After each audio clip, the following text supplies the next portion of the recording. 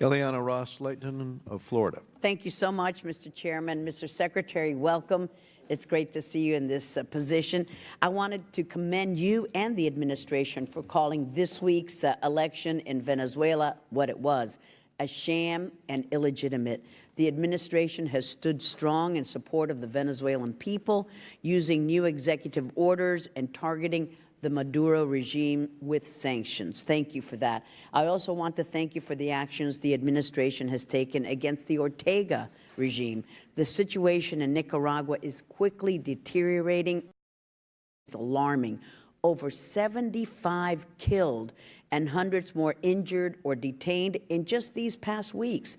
We need to take swift action before we are facing a similar situation, a crisis in Nicaragua that we face in Venezuela. I urge the administration to press our friends in the Senate to pass our NICA bill so it has even more tools at its disposal to hold Ortega accountable. We've passed it out of the full House twice already. I also wanted to follow up on a letter that I'd sent to you last week alongside Congressman Deutsch, McCall, and Lowy. We've met with the families of the American citizens and legal permanent residents being held in Iran many times, and it's clear that they're growing frustrated.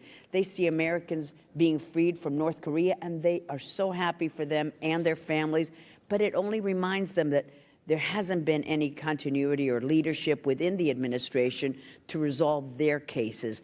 But now that the president has announced his intent to appoint a special presidential envoy for hostage affairs, we sincerely hope that this individual will lead on this hostage cases and have the authority to bring them home.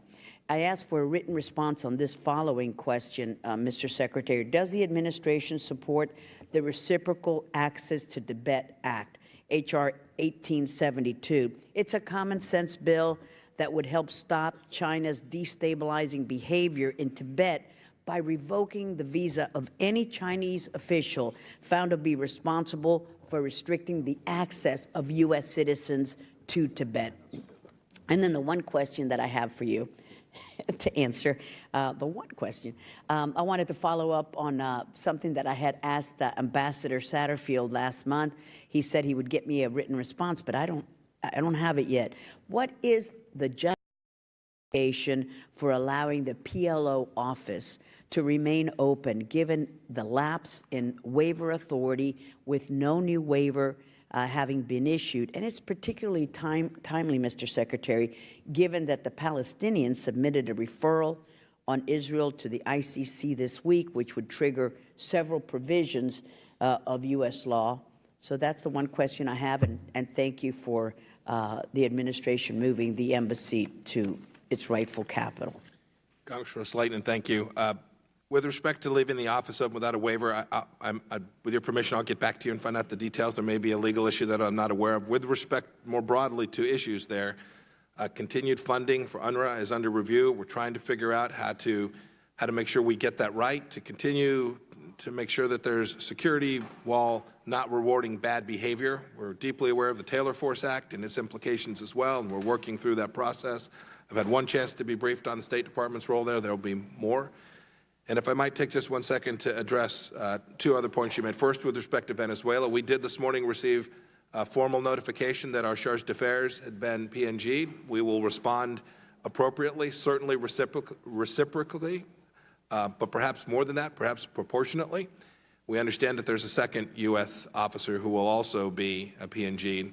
We're well aware, we're watching the Maduro regime continue to engage in destructive behavior for the Venezuelan people. And then finally, you opened with your concerns about the hostages being held by the Islamic Republic of Iran. I know those cases well. The case of Bob Levinson, I mentioned 3 others in my remarks on Monday. I know Mr. O'Brien as well, who will be our special envoy.